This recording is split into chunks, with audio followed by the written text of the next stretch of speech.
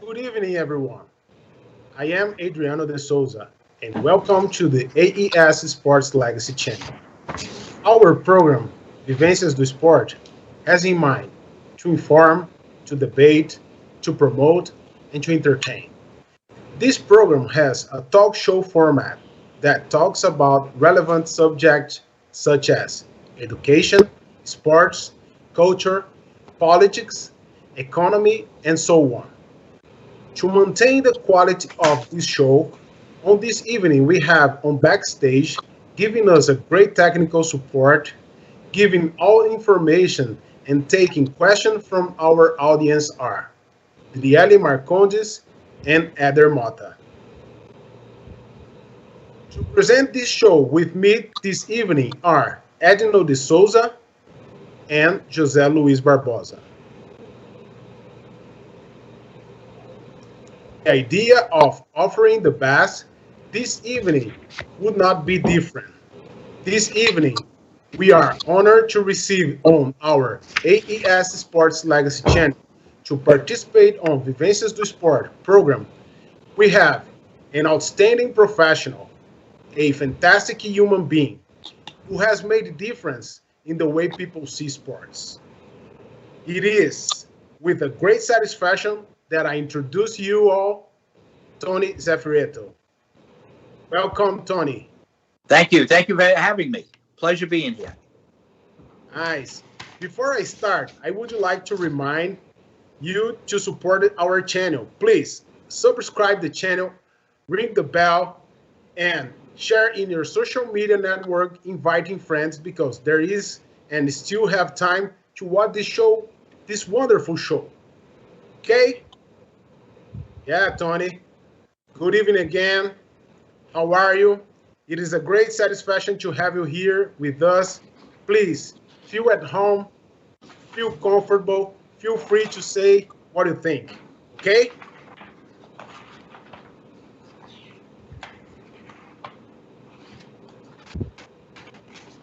Tony, I don't know if you are ready, but we prepare very good questions for you because like I said before, this program has the main idea to educate people with giving information that people doesn't know.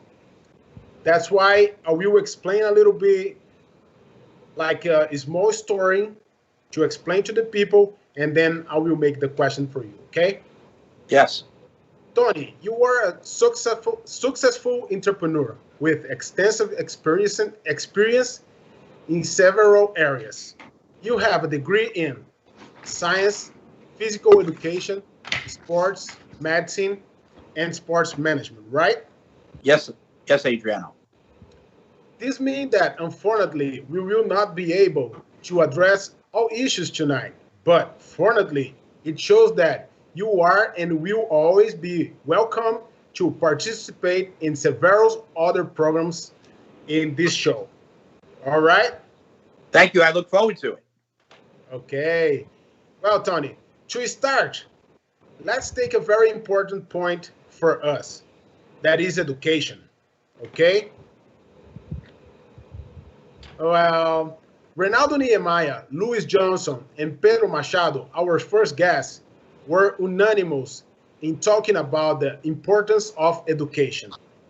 They score what the United States does, and it shows that the country is practically unique in this educational process.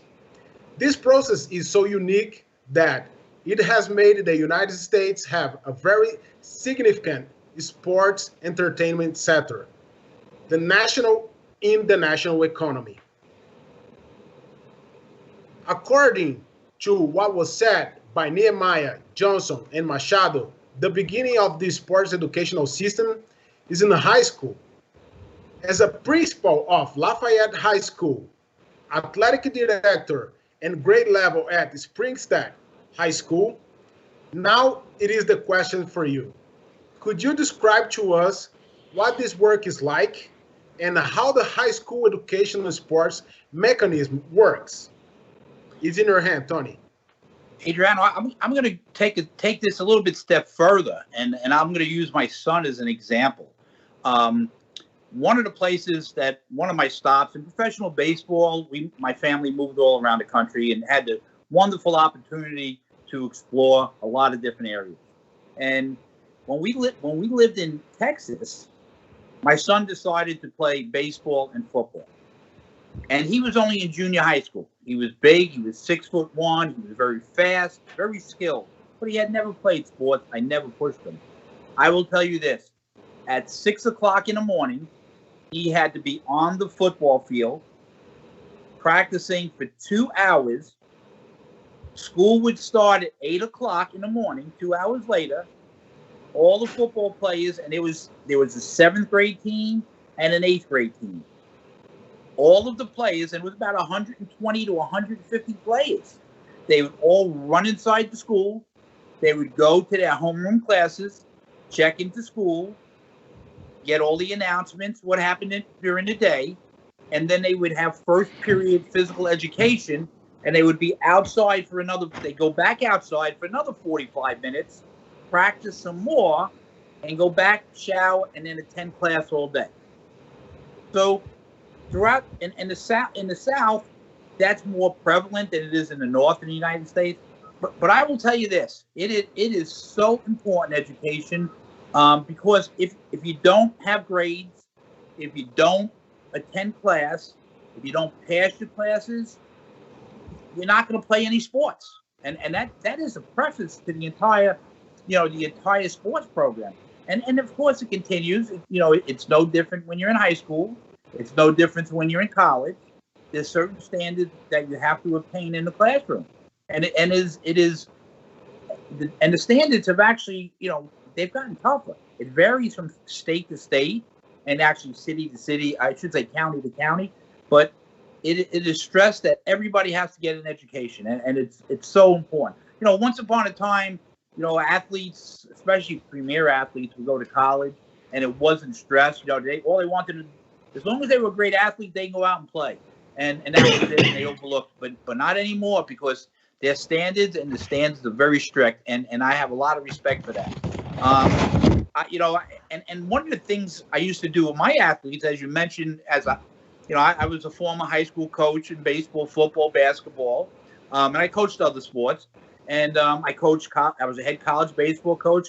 I coached college football. And one of the things that I did at the high school level is I would actually take our student athletes, that part of them playing was I would take them, and I created what was called a mentorship program. And I would take them and into elementary schools and into middle schools and junior high schools. And this way they could speak about the importance of family values, about education, of course, and how important the education is. And they teach them, simple things that we take for granted, like health and all of that. But that was mandatory with me. They were extension of our school. It was put upon them to stay in school, and yet, they would teach the same thing to the other youngsters, and they became mentors. Oh, awesome. Because you spoke a little bit what we're going to talk right now. Because you said about the mentor program, right? Yes. Okay, Tony. First of all, I apologize to not say you are more than welcome. And I started right now pretty fast and saying about this, but I'm so connected with this transmission because it's so important for us what you were saying, because we are working for education all the time. This is our mission here. And you created this program and you developed this program. Am I right? Yes. Okay. But in the time that you created this program, we have a couple of things behind us. Because before, at the time you were at Department of Education of the city of New York, in 1960s, 70s, 80s, New York was going through a very difficult period, if you remember that time. Since we came from a devastating internal period, the fight for civil rights in the 60s. In the 70s, we have the Vietnam War.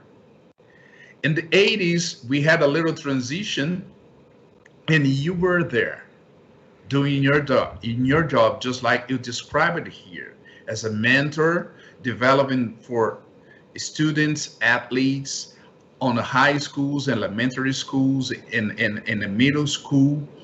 But my question here is, could you tell us what strategy was used and what was the purpose of this program that you created at the time? Well, I mean, it was very simple. I mean, you know, you spoke about at one point, you know, and I'll relate to this. One point, you know, basically elaborating on what you shared. You at one point, New York City school system was actually going to do away with the JV sports program, entire sports program, because of financing. So I was actually a football official at the time, and I was asked to oversee the program for teams and schools that could still financially have sports programs. And what I did is I oversaw it, and we actually because insurance policies would no longer accept schools as varsity programs because they couldn't, they're junior varsity programs, we classified them as varsity B programs, okay, instead of JV. And then what we did was I went into high schools and I said, hey, do you want to, you don't want youngsters on the streets, because if they don't have sports, that's what they do in their hearts. They watch TV, they idolize some of our athletes, so that's the draw to keep them into schools. Because if they play sports, again, they have to meet the educational requirements. So what I did was I went into the schools and said, hey, you know, do you want to play football? Do you want to have a football program? Do you want to have a basketball program? What programs can you go ahead and do? Softball. Softball is a perfect example for the ladies. And track, men's track, women's track, which is not an expensive sport to start. So what I did was I found out, you know, and you know, there's a lot of schools in New York, and we found out what schools wanted to continue in football and all those other sports. And we said, okay, let me make this happen. And then I brought in some people that I knew, so I put a person in charge of each sport, and we made sure that the sports programs during those seasons continue. And this way, all these students were a little bit more motivated to attend school, because they knew I did not throw out the educational requirements, that's for sure. They were still important.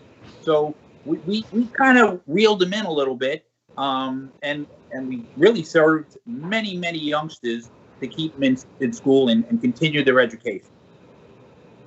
Wow, Tony, awesome. Tony, you said that it was very simple, but sometimes in our country, in Latin America, we don't see that simple.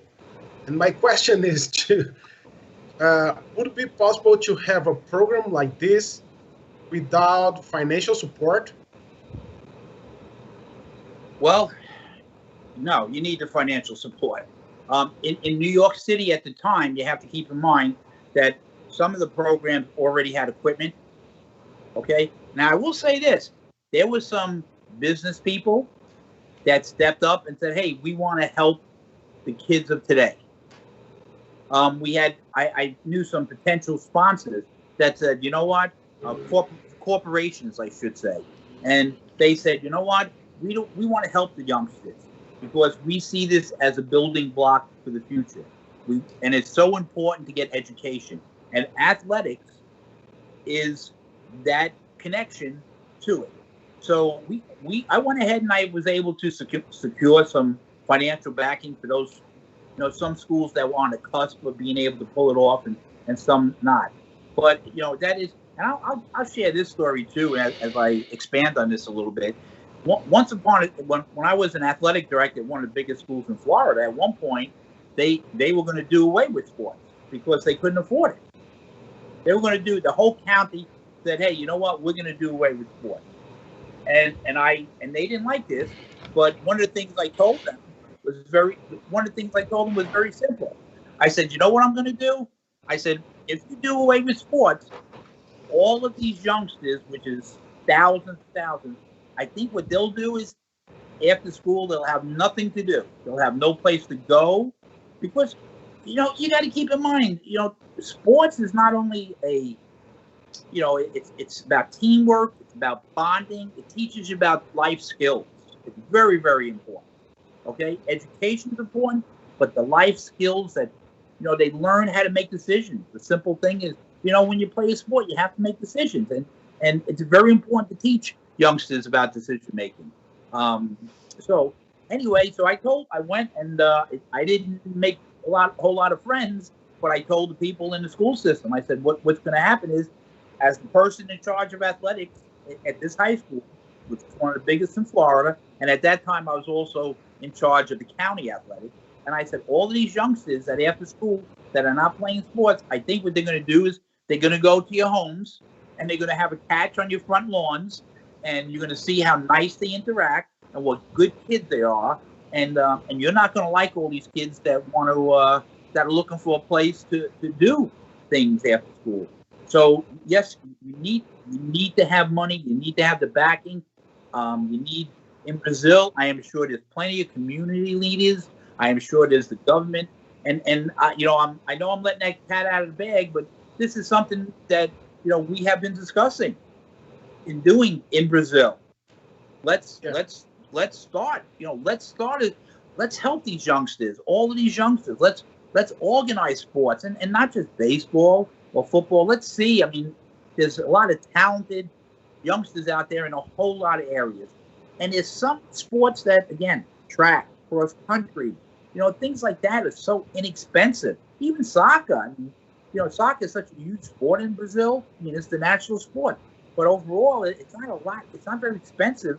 Shorts and balls and nets, and people have to step up and realize for the betterment of the country, it's essential to have it. I really believe that. And I think Brazil is a wonderful place that would support this tremendously. Yes, Tony, but you told us something very special on this answer. You told us that some business guy, they were concerned about what was happening at the time. But if you remind, in Bronx, Brooklyn, Harlem, Queens, even in Manhattan, in the 70s, we had the porno industry rising up pretty fast. And this brought a lot of bad consequences, like violence, criminal issues, drugs trafficking.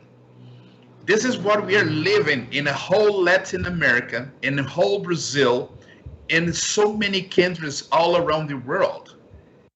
And we are not seeing the private sector, like big industries, companies, concerned to help the people to live up this situation. I understand that, and that's a shame, because all of those industries, without a doubt, still have a negative effect on these big businesses, because those industries kind of I guess put a ceiling on these other things, and you have two choices. You could either say no, and I'm not going to do it, and I'm not going to engage, or the second choice is the good people unite and say, we're going to make a difference. So you either want to lay down and get run over, or you want to say, now, and listen, I have to tell you, I didn't get paid I didn't really get paid almost anything, okay? I got paid nothing. But what I did get was a great feeling that I was helping people. So the people that are good people like yourselves have to have the fortitude to keep moving forward and not take no for an answer. And you're gonna hear no, and people are not gonna want to get involved and all that stuff. But you have to forge forward to make it happen. And I am so comfortable in saying there has to be enough wonderful people in Brazil to say, you know what, let's help the kids, let's get an education, let's get sports, because again, sports. We're all surrounded by this terrible virus right now, okay, and we're all paying the price. And I speak sometimes about recreational dollars. Recreational dollars are dollars that people spend to go to sporting events and to movies and things like that. And my instincts tell me, and I've seen it actually. I think when this virus ends, people are going to look for sporting events. They want a change. They want to have fun. They want to stop being captives in their own house. So there has to be enough people, and I know there is in Brazil, wonderful people that would just say, hey, you know what, enough of this. Let's go ahead and support the kids, and this way we on the weekends or at night we can go watch a sports game and go have some fun. All right. Hey, Tony. My name is Jose Barbosa. First of all, nice to meet you. Pleasure, Jose. It's a pleasure to have you here. And I can tell how privileged we are. And also our audience is very privileged as well to have someone like you with this so many knowledge, so many experience to share. And continue in that situation you talk when you're still there in New York City, and I'm 59 years old, and I get in America in 1983, and I read a lot of things and back in the 80s. Actually, maybe you're going to be there at that period of time. But many people believe that was the ex-mayor Rodolfo Giuliani zero tolerance program that drastically reduced the violence in New York City. But it is possible to see very clear that the educational student program you create, the mentor program you create, among others programs, was the essential tool to contribute to help to reduce violence in the critical time in New York City. That's right, because those little things that you did, I believe, to me, it helps and to reduce violence in the city of New York. Let me. I'm sorry, Jose. Yeah. I apologize. Go ahead. No. Go right ahead. No. Go ahead. I'm sorry. Okay. No, that's okay.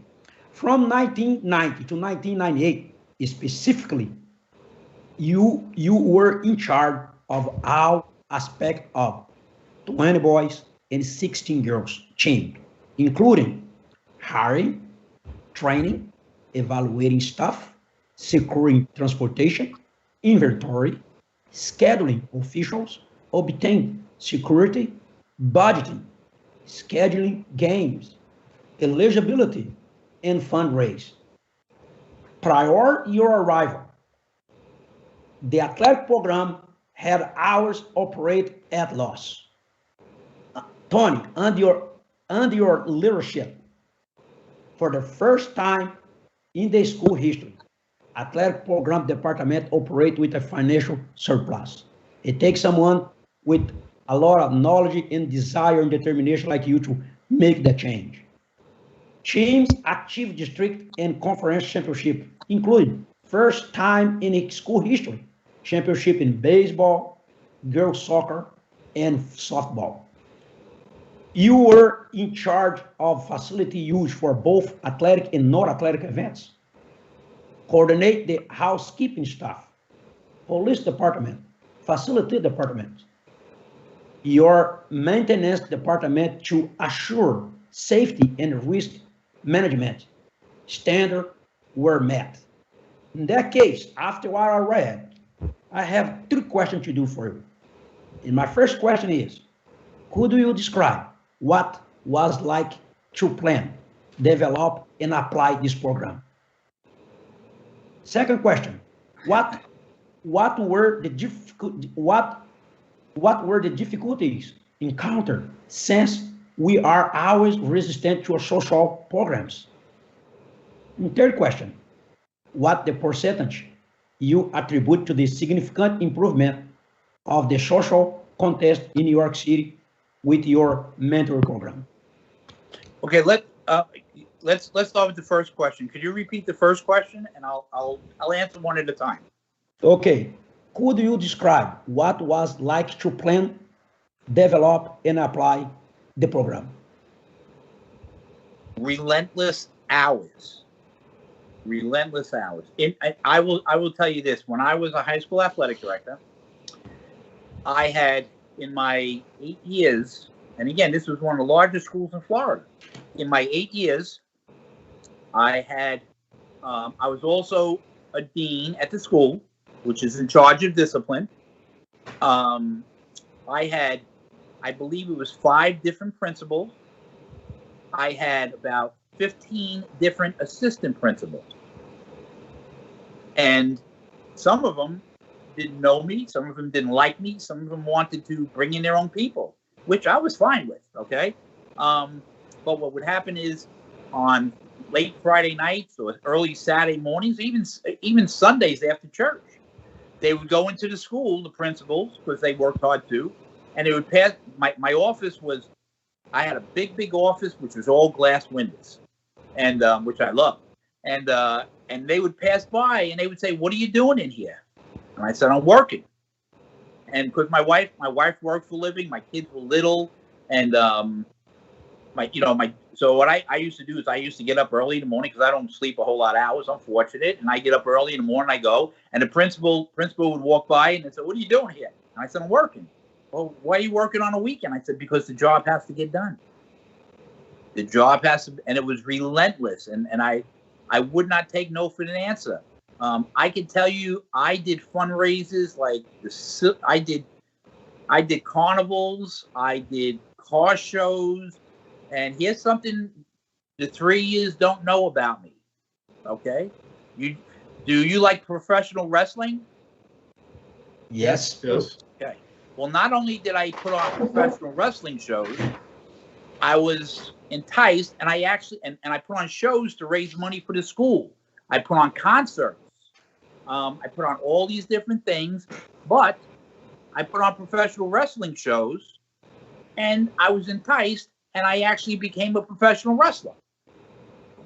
And I can tell you the names because you would know the people that I wrestle with, like Jake the Snake Roberts and Greg the Hammer Valentine and Jim the Anvil Neidhart and Macho Man and Brutus the Barber Beefcake and guys. And I became the champion, believe it or not. But I did and I just did it for fun. But I did it for years. And that's a funny story if you want me to share with that later.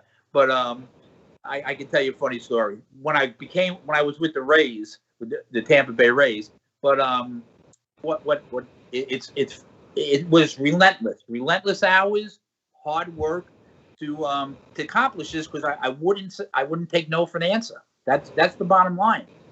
It's hard. I have a great family. I never interfere with my family time. In fact, it's funny you mentioned the baseball, the championship. After 6-7 years, our baseball coach resigned. I became the baseball coach, and I won a championship right away. So I was the coach. So at one of the biggest schools in Florida, we were state ranked for the first time as a 5A school, which is, back then was they only had 6 classifications. So that's the answer to a long answer to your first question. And the second question is, what were the difficulties encountered since we always resist to social program like your mentoring program? The school was 25 years old, and there was a lot of coaches and teachers that were there for 25 years. They did not like change. They did not like anything I was doing because I was proactive. And when I raised the money, I said to him, you have two choices. You want new uniforms? Either you help, because I had plenty of coaches that weren't helping out at all. And most of them didn't help out. I had about one or two. And I had probably 60 something coaches, 70 coaches on staff. And what happened was when the budget came out, after the first 6 months there for the second year, they weren't getting a whole lot of money. And they complained, and they complained to the principal, and the principal didn't want any headaches of it. And I said, hey, you didn't help out raise some money, and you're not getting any money.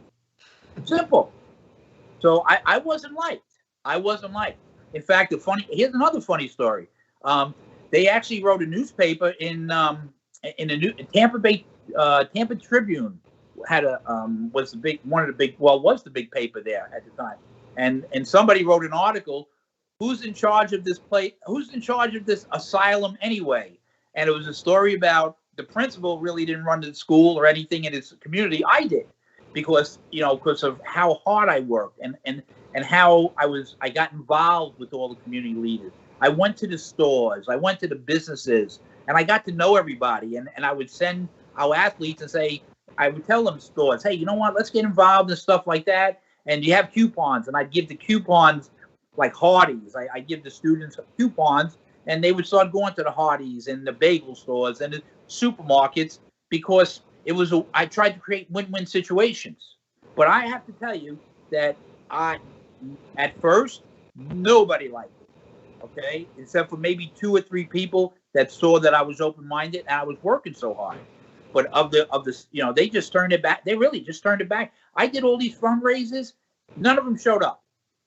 None of them showed up. You don't want to show up, don't show up, but you're not getting any money. I had bills. The school had bills to pay, and I had to make sure those bills were paid, because they were. And I had to get to school. It was over $25,000. I think it was $25,000 in debt, and I had to pay that from the previous year. So either jump on board or we leave you behind. Wow, that's great. Well, my third question is, what the percentage do you attribute to the significant improvement of social contest in New York City with your mentoring program? I don't quite understand the question. What do I attribute? Yeah, what the percentage do you attribute to the significant improvement of the social contest program in New York City, the mentoring program in New York City? I think everybody working together. I think what happened was, you start off small with a small group, and people, everybody questions things because it's new, and people don't want to support you because it's new. But once you find those few people, whether it's a political leader, whether it's a business person, whether it's just a person that says, I want to help, I love sports. Somebody might say, hey, I love sports. This is great. I'd love to be able to go someplace and watch some sports. Whoever that might be, and then you start small. And then what happens is people start saying, hey, you know what? That's a pretty good idea, or that's a pretty good concept. Hey, look at those guys. They're successful. I want to be part of that success. Because once you're successful, everybody wants to. I tease about, and Adriano, you played in professional baseball here in the U.S. and I use the term jumping on the bandwagon. Once you're successful, everybody wants to jump on board, like they were there from the start. And you know what you do? You pat them on the back and say, "Come on, enjoy the ride and help us out." And that's the most important thing. Everybody working together. Oh, thank you. Awesome. Thank you. Thank you so That's much. a great explanation, Tony, because we've been discussing about this, and we know how hard it is to find those people that would like to be involved. But we know what you mean when you say nobody pay attention when something is new, because I don't know, changing is really hard for people, right? to do this. Change is always tough. And, Adriano, here's another thing. You go, and I'm just giving this an example. If there's somebody that can help out, what you have to say is there a way you can help out? Can you umpire? Can you get involved? Could you put your arm around a young person, a young child, and just say, hey, you know what? It's going to be okay. The smallest little things mean so much to kids. And those people, you also ask them, you say, hey, you know what? Maybe you know somebody. Maybe you've heard of somebody. Is there somebody you've even heard of that might be able to help us? So they might not even know that person, but you look them up. With the internet, you can look everybody up today. I'm sure our audience, hopefully, they're going to look me up on LinkedIn and reach out with questions. That's what I'm hoping for. But I just, you have to keep. It's not easy. It's not easy, and But I tell you what, if when you gentlemen, and we've talked about this, I would love to go on the ride with you and try to make this work. But working with youngsters is so important, and professional sports is so important, and people know. I'm sure, like at the Super Bowl, thousands and thousands of people will be turning out next week to watch the Super Bowl because they love sports. Everybody's going to watch the Super Bowl, and it doesn't matter whether it's a youngster or it's an adult in professional sport. People love it. Wow, Absolutely.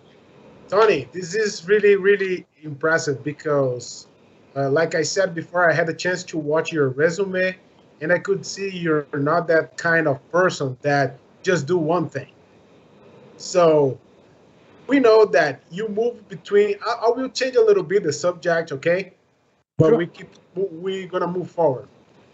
We know that you move between field and executive activities. How was it for you to perform this function, taking into account the complexity of each one of them? The truth of the matter is, and I learned this late in my life. The former New York Giants head coach Bill Parcells once said this: is sports and coaching there's different addictions in life, and sports is an addiction. And it's funny because I was blessed again. College. I've coached college, won a championship, regular season championship as a college baseball coach in Harlem, New York, at City College of New York. Okay. And I went and I changed course from coaching many sports, and I went into being, starting to go into the front office side of professional baseball at first.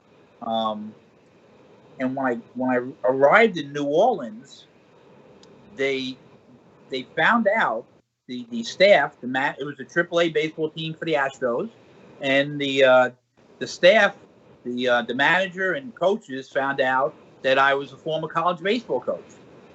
And so what happened was during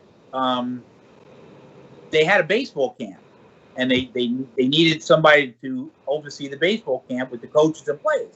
So I got involved with that. I oversaw their baseball camp. And then every day I started, before home games, there's kind of like a slow period for front office people because they get ready for that night. So they have to set everything up. And so so what I would do is I would spend my afternoons while everybody else was going home and getting something to eat and changing their clothes for the night, I would go on the field. And I was on the field, and the team that year won the AAA championship. And I would go on the field and work out players, and a lot of players that because our whole starting team played Major League Baseball. Okay, so I would go on the field every day, and whether I was hitting balls, pitching batting practice, working with pitches, or anything like that, whatever they needed, I would do, and I loved it. And then what happened was the Houston Astros, actually, our first base coach, his mother had passed away, and he had to go home for a little bit of time. The Houston Astros actually asked me if I'd like to be the coach at the AAA level, and which would have been an incredible dream for me. And first, my mind was going crazy. I called my wife up. And I said, I just had an offer to be a AAA coach. This is incredible. This is wonderful. And I went in, and my boss called me into the office, the general manager of the team. He says, he said, the Astros called me and asked permission to speak to you. And I says, oh, so you know. So he said, yes. He said, but he said, I know you're a loyal person. He said, and you know who brought you here to New Orleans. And he said, so whatever decision you make. He said, but we got big plans for you. He said, but I know you're a loyal person, so you'll really reconsider. And that's why I relate to what Bill Parcells said, that coaching and is it's an addiction. You can't get it out, because especially if you enjoy success, and you could, Adriano, you can relate, that's for sure. But so I turned it down. I turned down being a AAA coach. And I stuck with the front office stuff, and I ended up going up the ladder very quickly and having a wonderful experience. We know that. Wow, this is something. What you're saying is very similar to what I do, because I decided to study sports management and then strength and conditioning. Most of the people ask me, why did you choose those career different? I said, because you need one, because you have to understand the business side, and then you have to know what happened in the field. You know what I mean? And vice versa, because it's really necessary to know how both sides works. Because the problem is sometimes people, they try to keep you only in one track, but it's important to know what kind of person do you have in working for you, and explore more that person. You know what I mean? Mm-hmm. And then, well, I would like that you could explain to me and to our audience this versatility to work in the different areas, because how was for you work in the field in different sports, baseball and American football? This versatility is not that simple. I mean, in Brazil, it's not that simple. That's why I would like you to explain to the audience and to people from my country to understand that it's possible to work in different sports, different area, and also be executive, a businessman, and also to work in the field. Well, as you mentioned, my degree's in sports medicine. When I graduated, I had already been working in the field at camps and things along the line. In fact, at a young age, I got to know and became very close with Joe Namath, and that was a blessing of my life. He an incredible human being. I seen him after all these years. I actually had the opportunity to introduce my son and my daughter to him, and they were absolutely amazed because he's such a wonderful man. And I used to be a trainer at his football camp for 3 weeks every summer. And when I received my degree, the double A head trainer for the New York Yankees double A team, which was in Tennessee back then, was getting promoted, and he asked me if I wanted to take the double A position. So I went down to George Steinbrenner, just bought the team. I went down to Florida, and I was ready to take the team and take the job. And Mr. Steinbrenner, which I made the mistake because he was an incredible human being. I was in his presence thereafter. I made the mistake. He offered me $12,000 a year to become a trainer. I turned it down. I said I can go into teaching and coaching and make more than double that. And I missed out on that opportunity just to be around the Yankee organization and the people. But so, I had that background. I became a coach. But the things I learned as a trainer, even when I coached college football, I became the strength and conditioning coach for the college team. Because knowing, just like as you're speaking about strength and conditioning, because it's such an important aspect, and now everybody realizes that in professional sports. Everybody, back once upon a time, in the off season, players would get a job at mechanics and whatever they could do in the off season. car salesmen, whatever they can do to make money. But now they stay in shape all year round, and they know the great importance of it. So it's a different world. And so I transitioned into coaching. That's how I got involved in coaching. I like to learn. I do public speaking. I have no problem speaking with anybody, but I also, I always say this too. I think listening, people hear, but they don't listen. And when I first get someplace, I do a lot of listening. I would tell my staff, I always, whether it was as an athletic director, whether it was a new head coach who brought on assistants, whether when I became a general manager and vice president of baseball, I would say to my staff, listen, if I went into when I went into a place that there was some staff members that I inherited, I would tell them for the next 2 weeks, I'm going to listen to everything you say. I'm going to ask you 1,000 questions so I can learn. And when I exhaust you, just say, Tony, could you give me some breathing space? But I'm gonna ask you 1,000 questions. But give me 2 weeks so I can learn, and then we can move forward. And I won't bother you after that. I'll bother you once in a while so I can continue to learn. So I like to learn. I like to listen to what people are saying. People hear it, but they don't just today. A lot of people don't pay attention to what you're saying. So listening. I always say listening is a lost art in our society. Yeah, Tony, but how was for you to work with two different sports, like I said, baseball and football? Because here in Brazil, if I used to work with the soccer, people, they don't see me working with basketball. You know what I mean? It's very hard to have this transition between two different sports in our country. That's why I made this question for you, because I want to know how it was for you to have this versatility to work between two different sports. It was I was offered. I was offered to be an assistant college basketball coach. Really? Yeah, also, and I just said, I was coaching college football and college baseball at two different places. So at the time, and I really just to do it, to say I was able to do it. I was offered a job at John Jay College as an assistant coach. But I enjoyed it, and there's nothing wrong with that, because you know what? People should be involved with more than one sport. Youngsters should be playing more than one sport.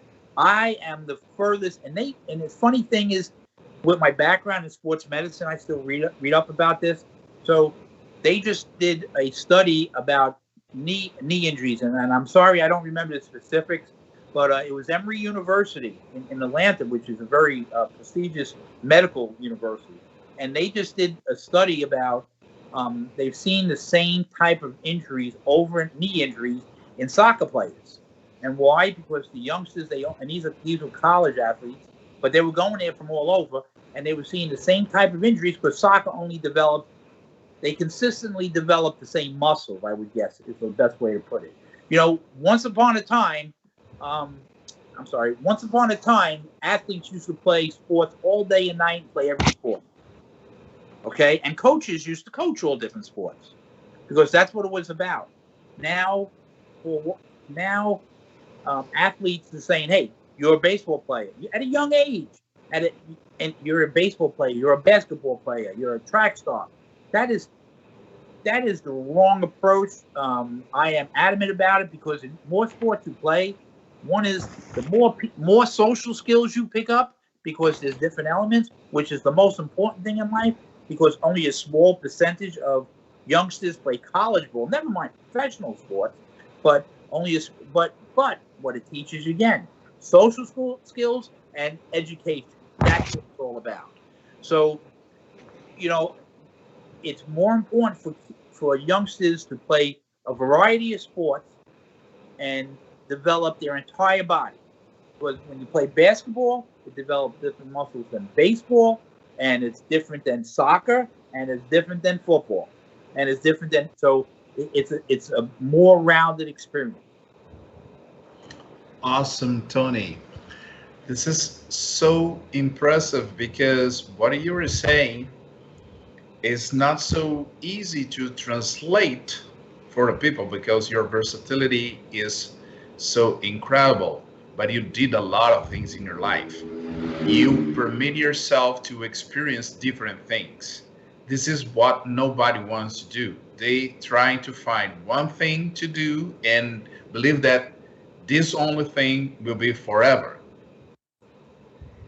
And sometimes we can understand that you can move in different ways and different things, doing different jobs and different activities. But when you get a highest level, I think that is not so common to find out everywhere you go. Why I'm telling this? It's not so easy to become a general manager in one company. It's not so easy. You know that. Am I right? Yes. Okay. But you were GM and vice president of the Waves Los Angeles Dodgers Class A affiliate. You also were a GM of the Atlantic League Championship Newark Bears professional baseball teams. In addition, with many other activities in different departments within these organizations. Could you give us details of what these activities like, especially in the position you held? This is my first question. But you would like me to explain what activities I did at each location? No. Details, if you can give it some details, because you were a general manager doing different things in different departments, and the position that you held like a GM, what is the responsibility for the GM? What is the responsibility for? Do everything that make the organization runs. This is the idea here, to educate people just to understand, because everybody wanted to be a boss, but they need to understand what boss means. You know what? If you're going to call yourself a boss, you shouldn't be doing it. That's first of all. Although you do have to have that separation.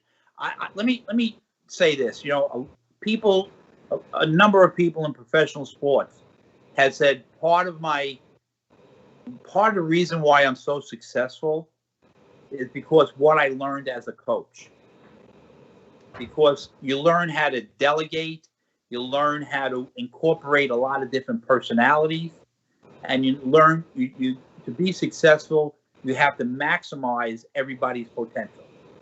You treat everybody differently, but ultimately the goal is the same. And people in professional baseball, in professional sports, have said they've attributed a lot of my successes because of what I've learned from that. And when they asked me the question similar to you, I answered very simply. I think of myself as a conductor in an orchestra. The conduct, and I'm not a music person, believe me. If I was to sing, I'd break all the windows. Okay, I love music. I love all types of music. There's, my wife, we don't care what it is. My wife and I go out, we hear this music, we're going to listen to, because we like to sit and relax and listen to music, and it doesn't matter what type. So, with that being said, you think of a conductor of an orchestra. He stands over the orchestra, and he leads, and he maximizes each component of that orchestra. He tells them what to do and when to. And I've always believed as a general manager, as a leader. I don't like the word boss. I have plenty of people who call me boss, and I tell them, don't call me boss. I don't like it. Okay, I'm just a hardworking guy. I describe myself as a hardworking person that just likes to have fun. Okay, we all try to do the right thing. I'm not perfect. I'm just a hardworking person, and I consider myself as a conductor of an orchestra. And I want to maximize all of the components that are part of it. And if I'm a general manager, and when I was vice president in the Dodgers organization, my staff, everybody had a role to play. And and they knew my door was always open. So I learned from them; they would learn from me. But that's really that's why my approach has always been. Oh, awesome. Before we continue, I will ask to our audience to give that like, to send this link for the friends, to share with their social media networks, to participate with us, and send us some questions. Maybe we can answer right now, or maybe we can answer in a little future. But my second question for you is, I know that you don't like to be called as a boss. That's fine. That I like it because you are a conductor, just like you said. You're not a boss. You are trying to improve the people just to bring their best. And to be a general manager is not easy. It's not too simple. But to be a general manager in this kind of organizations is a little bit harder because you need to understand something special, because these structures move hundreds of millions of dollars. You know that. According to your graduations and masters, where does this skills and taste for working in business came from? From where? Well, I mean, my father taught me about hard work, that's for sure, and having a work ethic. And I got it. You know, my whole family. You know, I come from a very big family. My mother comes from a family of 13. Wow. I have cousins and relatives all over the world that I don't even know. And people, I've been on baseball fields or football fields, and people walk over and say, "Hey, you know, I'm your cousin." I laugh, and then I have to call somebody and say, "Hey, is this person really my cousin?" So, and I had an uncle that was a congressman, and I had some other relatives that were in pro sports. So, I mean, people would track me down, but you know, it's about hard work. It's about treating people properly, treating people with respect. There's a lot of components to everything you do, but really it's hard. I describe myself as I'll repeat myself. I'm a blue collar guy that has a strong work ethic. I like to have fun. I have a sense of humor. And that's really the bottom line. You know, you need to have that drive to be successful. And that's why we speak about sports in Brazil. What an incredible opportunity. And I'm going to digress a little bit. You know, we spoke about athletes playing multiple sports, and I'm sorry, I forgot, but Adriano had mentioned that there's a sport where that's big in Brazil, and I forgot what it was, Adriano, so I apologize. But we spoke about multiple talents and multiple levels about how can you take some of these athletes and make them into baseball players. And we spoke about, hey, you know what? We could look at the arm action, and I forgot the name of that sport, so I apologize. But there was a sport where there was a lot of arm speed involved and arm action, and of course athletic ability. And we say, hey, you know what? They could be pitchers or shortstop, center field, or catchers. Something that requires a lot of arm strength. Of course, pitchers, because you look for people that can throw hard. In our society, instead of looking at guys that can throw strikes, everybody wants somebody who can throw 90 miles an hour, or more. So, but those abilities are exchangeable between sports, and when we speak about sports and in bringing pro sports, because we've spoken about football and we've spoken about baseball, but we need to get these athletes and say, hey, you know what, we can do more than one thing. And get them more rounded physically. Awesome. All right, Tony. You can tell that I like the word you use to be a conductor, and I'm a coach too in track and field, and I wish to be a runner, and today I coach in a high school level, and I know I always say coach gotta be demanding without being demanding, if you understand what I'm saying. Yes, sir. And look like like a conductor. You did very well. I like that approach. Tony, you have a very strong relationship with University of North Carolina at Wilmington, which it is a public university. In Brazil, you have an instructor that in which the cause of the best universities are public. But to open a private universities, businessmen in Brazil seek public money through the National Bank of Social Economic Development that has low interest. However, in Brazil does not have a law to surcharge large fortune, which leads to a result of large companies seeking public fund to invest, but the profits remain only and exclusive for owners and shareholders. Tony, as you've been talking here, you know the rest of the world have the impression that our universities in the United States are private. Since there always talk of the most famous ones like Harvard, Yale, Stanford, MIT. Since you've been at the university, since you have been a good job at University of North Carolina, I have, again, three questions for you. This is a main account of three. It's a 3-point shot. Well, no, he said two before, and he threw me three, and I couldn't remember all three of them. So I'm going to go one at a time this time. Okay, hope they're not going to be four of them this time. No, it will be three. I'll go one at a time. Thank you.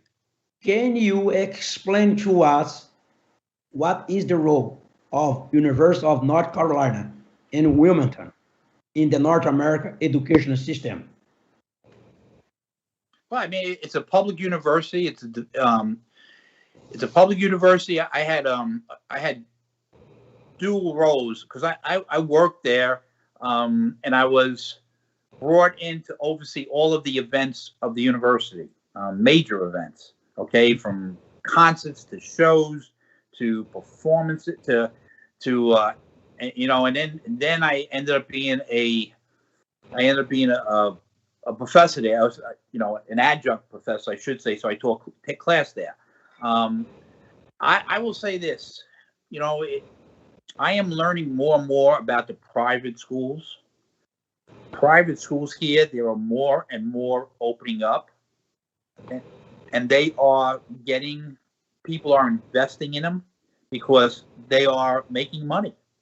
Okay, whether there's schools here now that start at kindergarten, and they have students that when they start in kindergarten, that's the feeder system.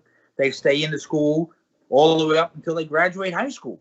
So you have that revenue stream, for lack of better words. Yes, there's scholarships to some, but the business people see this as a great investment.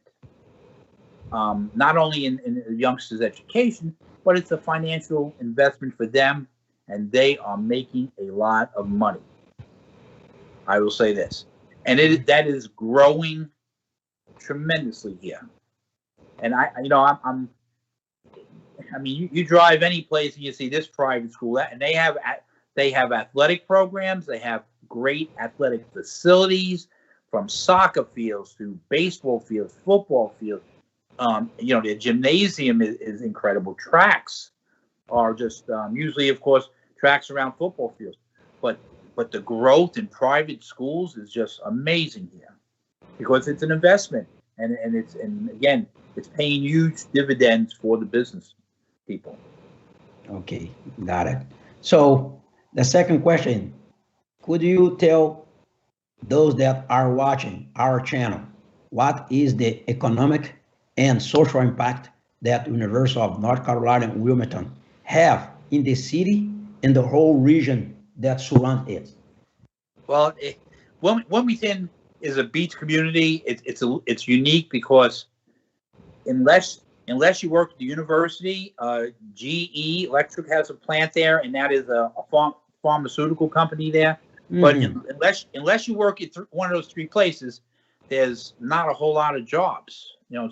People graduate there and they go all over the country because because there's not a whole lot of jobs unless you open up your own business. Okay. Again, it's a beach community. It's a wonderful city. So it has a huge economical impact on the city because it employs. It's a Division I school. It's a big university. It employs so many people. It brings so much because people come from all over to attend school there. Whether it's nursing school, whether it's the PE, the Cameron School of Business. Students come from all over the country to go there, and it has it's bringing dollars because all those students that attend there. And I don't know how many students are there. I would guess I'm guessing, but I bet you I'm pretty close. Probably about 14,000 students are there. Close to 18, 17, almost 18,000, almost. Yeah, because that's because they have a new regime there, and they're being a little bit more proactive, which is wonderful. Because that's the way it should be.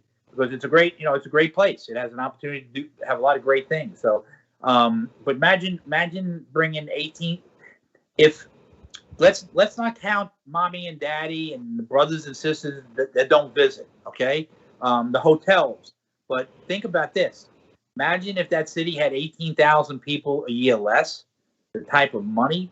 And they also have a movie studio, Screen Gems movie studio, by the way. But that being said, that's 18,000 people a year at least that they can count on, and that doesn't count all the hotels when families come in and stuff like that. Restaurants. How about the restaurants? The impact on that. Wow. Right. That's great. That's great. This is a huge number if you try to study. But Tony, we need to switch a little bit again on the topics and the subjects that we are talking about now, and to talk about this information that we need from you. We know that there are three major sporting events in the world: the Olympic Games, the Soccer World Cup, and the Super Bowl. In Brazil, NFL has grown a lot in the last 15 years. You are the creator and CEO of American Arena Football.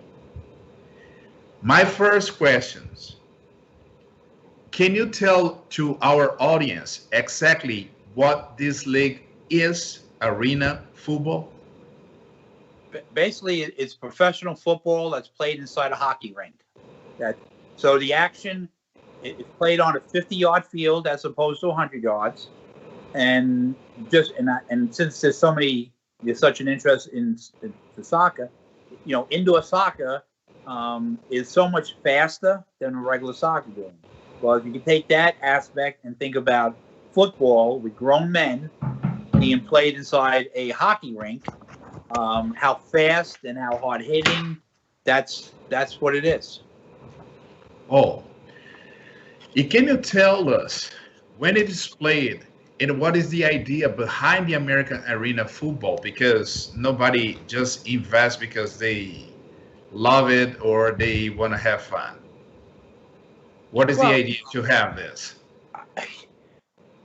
Back when it was first invented, again, it was just an alternative to football because the NFL had, with all of its success, it was kind of, I guess it was what it was, and nobody could make a dent into that football industry. There's football players all over this country. There's athletes all over the country, but football, unless you played on an NFL team, there was if you retired, there was no place to play. There was no other options. So that's how arena football came to play. Again, it's a fast-moving sport. It was picked up on national television, which made it grow very quickly. And unfortunately, it probably grew. Some of it grew too fast, but that's how it evolved. Oh, because this is the idea just to give some more opportunities for the people that they never had any chance to be on NFL. They have an opportunity to be in the other different leagues and do what they want to do. Yeah, exactly right. I mean, again, there was no options. Either they played professional football, they graduate college. How many people will graduate college, especially Division I schools, that are incredible college football players, and they don't make it into the NFL? So what happens then is, what do these people do? They still want to play, and they want it, whether it's just for fun or whether it's they would like to make a little extra money. So arena football gave them that opportunity because nobody really wanted to compete against the NFL. Oh, I appreciate it, and I hope the audience did the same. All right. Okay. All right, Tony. First of all, I'm very impressed. And how many hats can you wear? And you have a lot of knowledge, a lot of experience, a man that live and understand and try to be the best you can be, whatever thing you do. That's why the success behind you are something that I start right now, have a lot of admiration for you, because not a lot of people can do what you do. Thank you. I appreciate that. Before was said that fortunately your personal resume is very vast, and as a result, you have to return to our program for more often, so that you can talk a little bit more about your professional experience. However, we would like to know more about your professional skills. Tony, you should know that in many countries, like in Eastern Europe, Latin America, and the African continent, the business class represent less than 5% of local population. However, they exercise a great political and consequently economic influence in their respective countries. And you try to understand why business do not, in those countries where I said, do not invest a lot, or there is not a lot of investment by companies or corporation or business people, businessmen, whatever it is. My question to you is, could you give us an advice on what needs to be done to persuade the business class of Brazil and Latin America, the African countries, and Eastern Europe to become more socially responsible, and at the same time invest on the sport industry segment, and not the way they are doing in nowadays? I tell you, we have the Super Bowl coming up next week. I would take that and captivate what that is bringing during these terrible times with the COVID virus. That is still going to bring economy to places, okay? And if you can show that even during these very difficult times in our society today, that the Super Bowl still has an impact. We know not, small sporting events have the same impact. But what happens is, if you have a sporting event, and we spoke about trying to bring professional, and we'd love to do that, bring professional teams, professional sports to to Brazil. I mean, but if you could say, hey, you know what? If we have a sporting event, people are going to come. They're going to go to restaurants. They're going to go to shops. They don't just show up for the sporting event. They arrive in the morning. They go have breakfast in maybe a store, and then they go browse in the shops. They go sightseeing. They buy. If they're like my wife, they buy things from the stores. Just so people could say, hey, you know what? I've been to this city or town. They interact with the merchants. Then they go to lunch. Okay, then they go to lunch, and then they do some more shopping, and then they might go to different areas, in different areas of the city. So it's a cultural thing. It's a culture in the sense that it's not just a baseball game or a football game. It's a social event, and it brings commerce. That's the thing. It brings dollars and cents. So when you plan on this, right away you say, hey, we don't. And let's say this: you have 1,000 business, and I'm just making numbers up. You have 1,000 businesses in a city, okay? And the businesses say, I don't want to throw in a couple of dollars so that we have a baseball team here, okay? And again, the four of us want to bring baseball there. I've had conversations about bringing football there, and I'll do anything to help out. We can do this as a team, and that's why I'd like to do this. But now you go to businesses and they say, no, I don't want to spend the money. And the next thing is you say, you know what? Here's some statistics.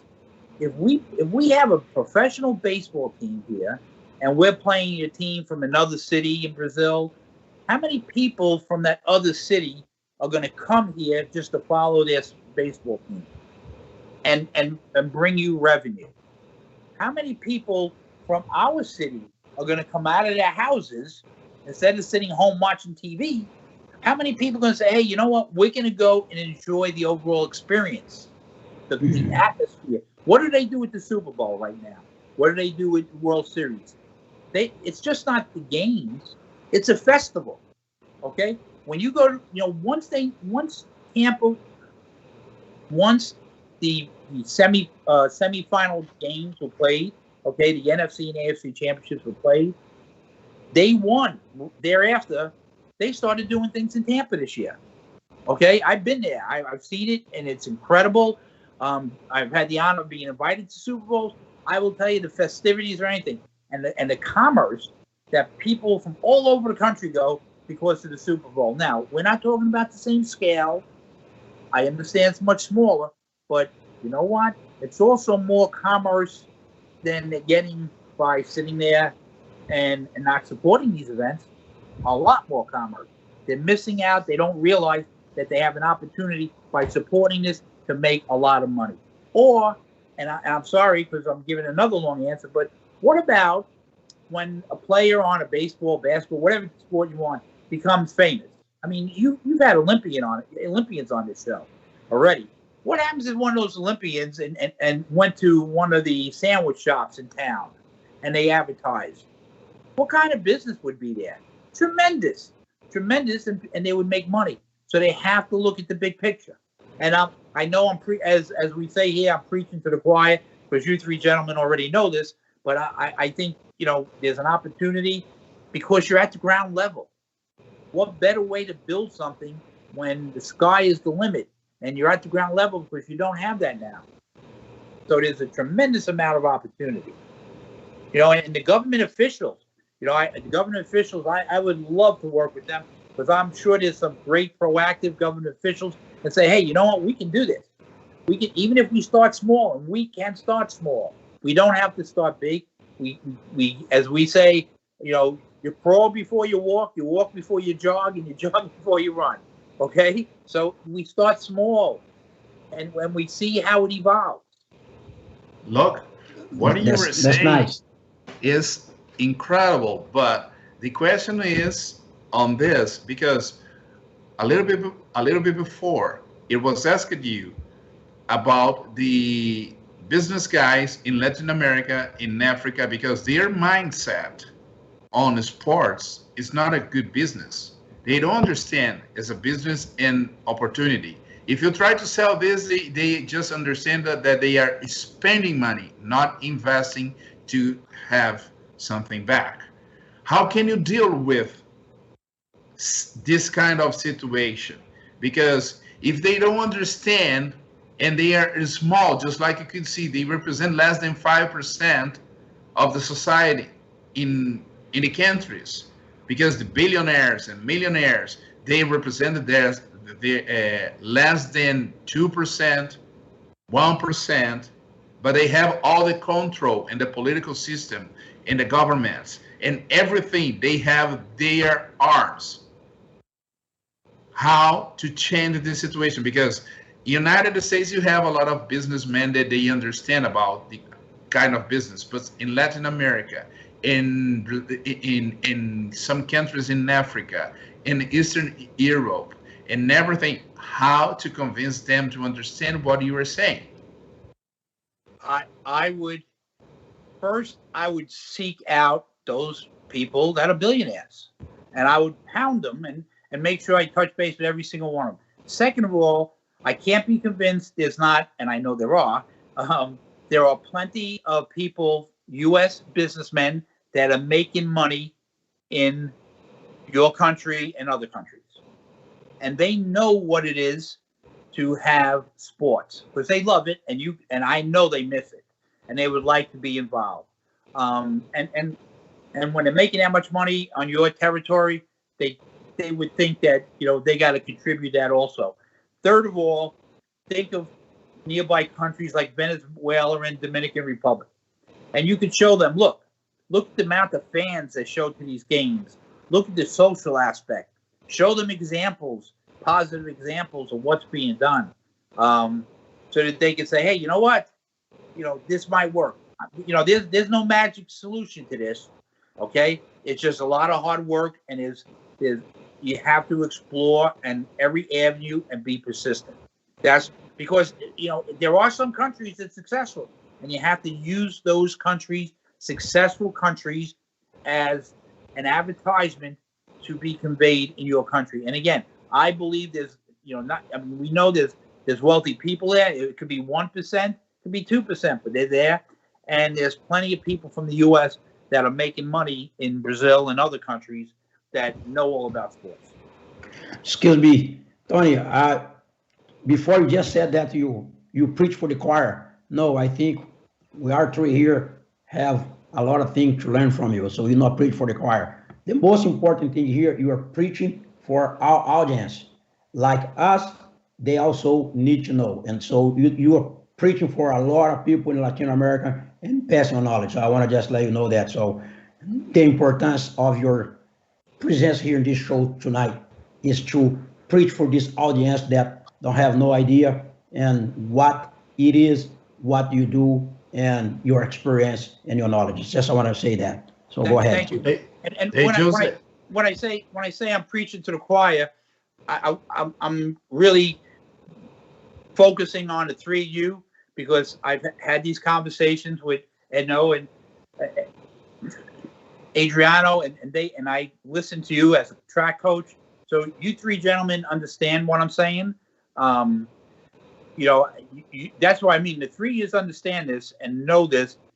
We need to have this be contagious in a positive way that people want to. And again, I'll repeat this. I'm on LinkedIn. Okay, you can go Tony Zeffiretto. That starts with a Zeffiretto on LinkedIn. Again, Tony Tony Zeffiretto. Go to LinkedIn. I'm here to help. I think this is a wonderful opportunity for people to get started on the ground. You got gentlemen that I'm speaking to on this that are dedicated to youngsters that made their life. They're dedicated to sports and improving things. So we have some good building blocks to start off with. We appreciate it. It's awesome. Thank you so much, Tony. Thank you. And anytime, I appreciate the time, and anytime you'd like me to come on the show, I'd be more than happy to come on and we can continue the conversation. All right, but tonight, unfortunately, it's not finished yet. Oh, okay. Great to know that. Great to know that. But it's so great to know that. But, well, let's move forward. We have more questions for you, Tony. Tony, we had the opportunity to meet to develop a winter ball league that, unfortunately, due to the pandemic in 2020, it was not possible. It was not possible yet to make it works, including a key part in this discussion that Joe Alvarez will be with us next week. You know him. Wait. He's gonna be on the show, Joe? Yes. That's terrific. Yeah. In most of countries around the world, they use a club system. Do you know that? Yes. Okay.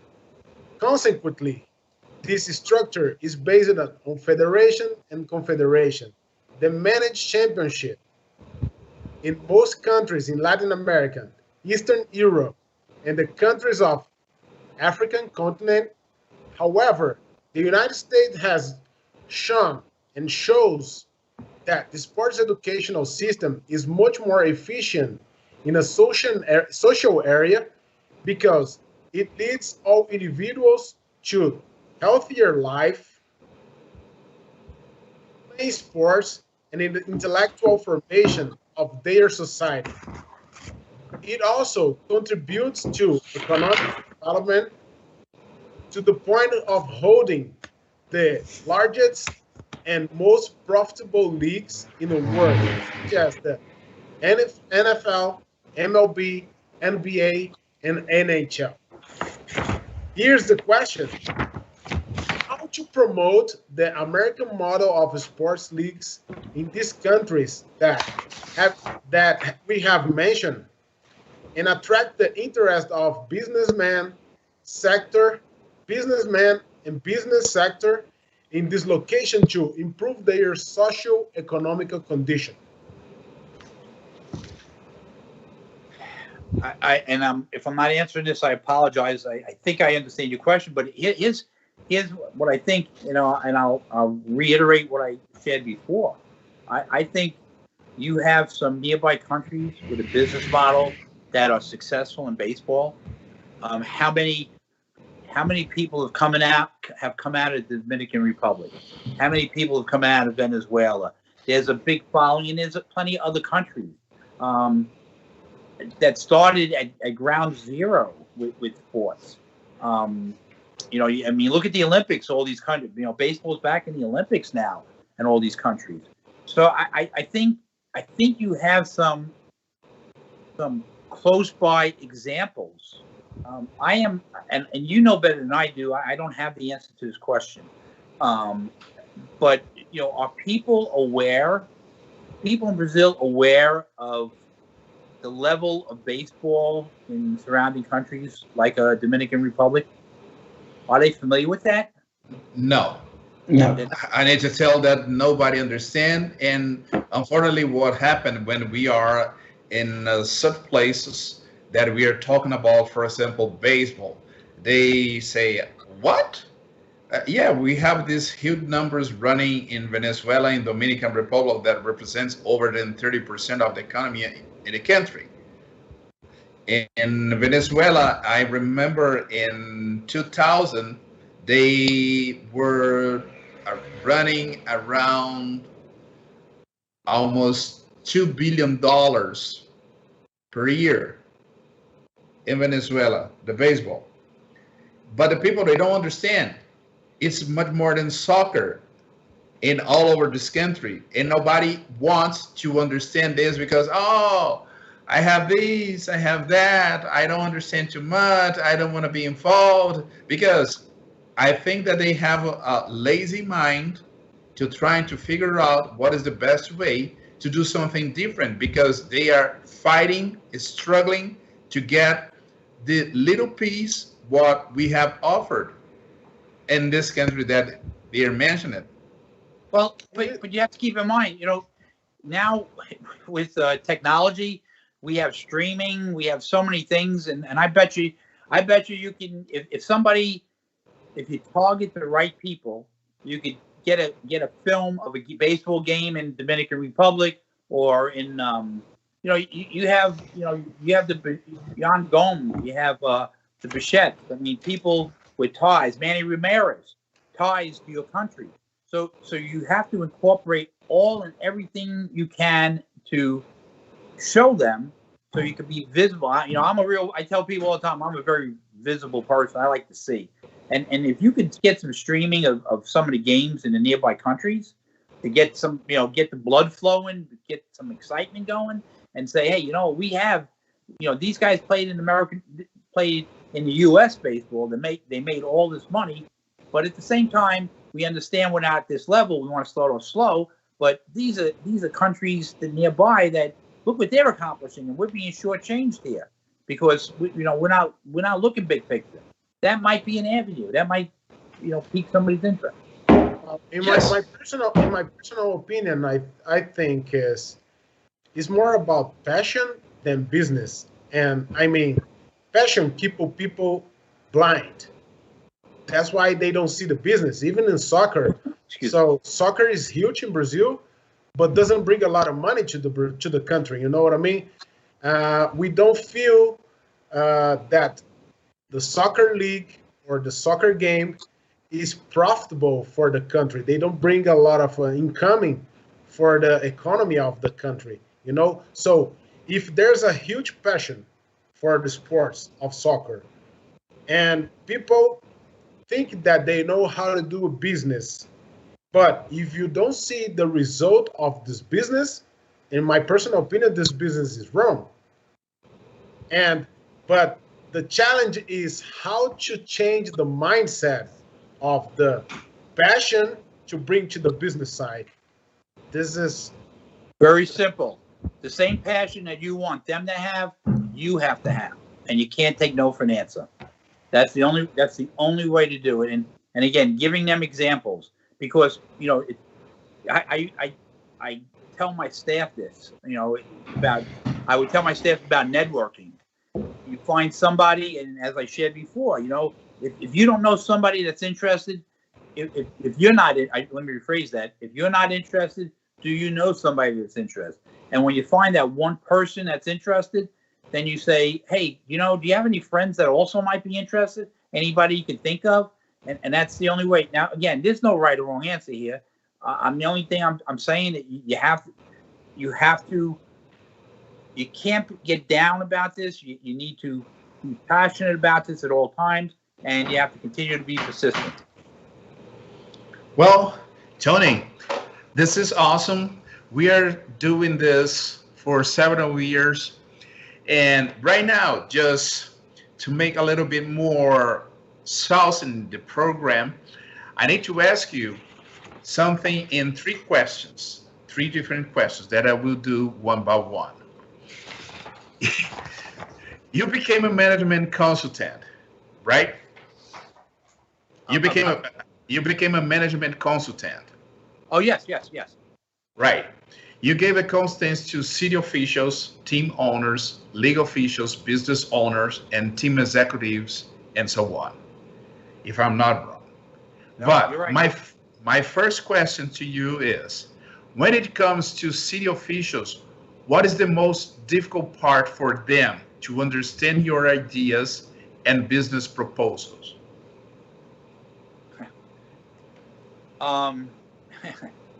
To change a stubborn, old school mindset. That's the most difficult challenge always.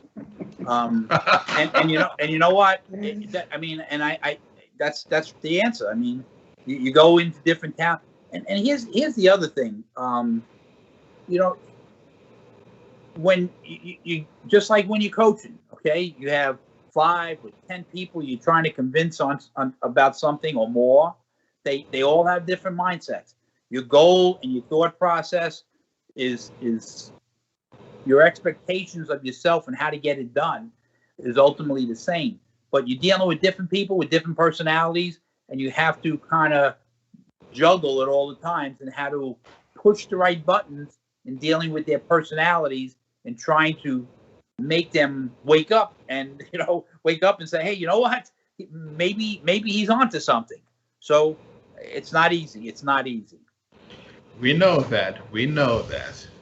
But my next question is, many of these officials only do something if they receive some kind of incentive that we can call corruptions. Oh, the people I was dealing with? No, not only you, but they do something sometimes. Yeah, that's universal. That's every place.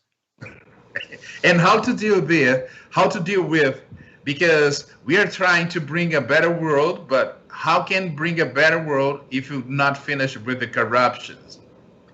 You know what? I keep my mouth closed I keep the no, it's true. I try to keep my mouth closed, which is not easy. I keep my mouth closed. I listen, and I keep them engaged to the end of the rainbow, and then I start to then I get more feedback from them, what exactly they're looking for, and to see how I can incorporate them to get them on board. Oh, awesome. And especially for Brazil, what do you think you can advise to the private sectors, not as dependent on the government as it is, especially large companies that have a lot of political power, avoid taxes paying, and they establishing exploitation through wages that they call law of market?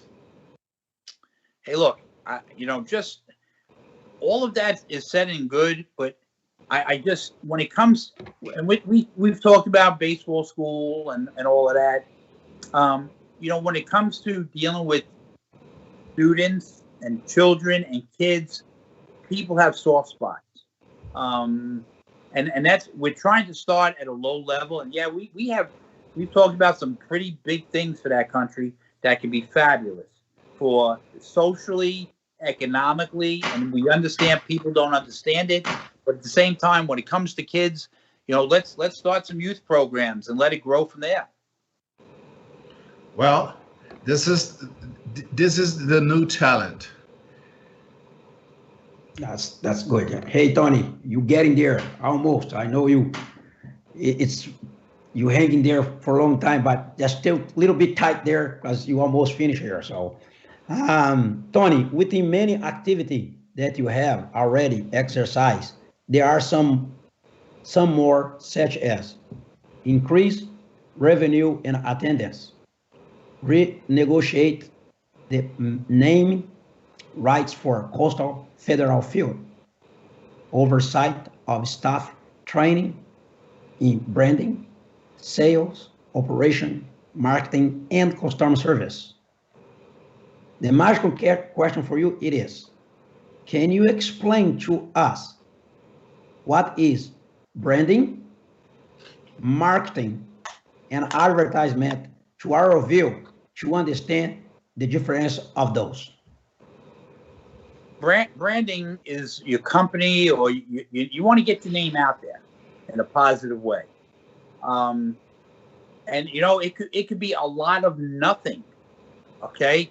All little things, but it's still getting your name out so that if if we said Brazilian baseball, okay? Now, the word Brazilian baseball in Brazil, nobody knows because it doesn't happen, okay? But the more you say Brazilian baseball or baseball in Brazil, however you want to phrase it, but if I said it to you, you heard me say it. Now you pass it along to the next person, and you say baseball in Brazil, and he passes, and Edno passes to Adriano, and then everybody baseball in Brazil, and then people are going to want to know what's the buzz? Why is everybody saying what is the baseball in Brazil? And people get curious about that, and then that's what branding is, as opposed to advertising. Advertising is, hey, hey, we're going to advertise baseball in Brazil. You know what? If you sometimes less information is better, but you want to turn baseball in Brazil, Brazilian baseball, whatever you want. And this is just an example, of course, but you want a phrase or on the tip of people's tongues, and that's what I call branding. Okay, about marketing. Marketing is a more of a concerted effort. You're spending dollars. It's really a concerted effort from a lot of different ways, and usually it comes from, again, spending money to advertise what you're doing. Okay. I give you a great example. This is a funny story. I went to Wilmington, which is a beach community, and we had a gentleman that one of our owners brought on. I didn't think he was too swift at all, but he was a friend of our owner. And so he was all excited that he got an airplane to carry a banner over the beach. to advertise when we had games. So every time we had a game during the day, a plane, and it didn't cost us a lot of money. I just gave the guy free tickets to a game, and he flew the plane for free, so it was all free. So I told this gentleman that worked for me. I said, let me ask you a question. What type of return are we getting on this? I mean, it's not costing us a lot of money or anything, but how many fans that are coming to the game are actually from that advertisement that we are paying for, kind of. And he says, I don't know. I said, well, you need to know what type of. I said, well, what is the banner say? And he said, it says catch the wave. I says, what did it say? So he says, it says catch the wave. I said, so how do the people, all those thousands of people at the beach, how do they know it's a baseball game? How do they know it's not the wave in the ocean? How do they know it's not about surfing? It doesn't relate anything to what we are doing. So you are not branding. You're not you're doing absolutely nothing but wasting everybody's time. So I fired him, actually, because I didn't like him to begin with. And again, he was friends with our own. And I have to tell you, I've only fired 5 people in my entire life. 5 people, that's it. Okay? And that's the truth. And him I fired because he thought he knew everything. He thought he had all the answers. And he did this knucklehead thing, catch the wave. I mean, really? How do people know there's a baseball team here? Put on there, hey, catch the Los Angeles Dodgers minor league team tonight. Say something like that to entice people. So, but I have a lot of funny stories like that. Oh, awesome. You can share with us. Well, Tony, this is really nice, but I have the last question for you, Tony. It's almost done. And I think for you, it's very simple and very easy to do that. But like we said, for our audience, it's very complex because they don't understand. Tony, could you explain to our audience the difference between minor league, big leagues, and independent league? Sure. Minor league baseball teams in minor league baseball are affiliated with major league teams. So the Yankees, the Rays, all of the major league teams that everybody hears about has minor league players that are, I guess, working out and playing games so that they can hopefully get to the major league level. Okay, they have rookie league, they have Class A, they have AA, AAA, and then of course the major league level, and it's all being restructured now. Independent baseball is professional players that, because they're getting paid, they're still professional players, but they are not the teams in independent teams and leagues. They're not affiliated with any major league baseball club. So they're not, once upon a time they did intermingle. Independent teams played in leagues and played against affiliated or minor league teams, but that doesn't happen anymore. So all the independent leagues have their own teams in there. None of them are affiliated, and Major League Baseball now operates and oversees all of the minor league teams. Oh, thank you for your answer.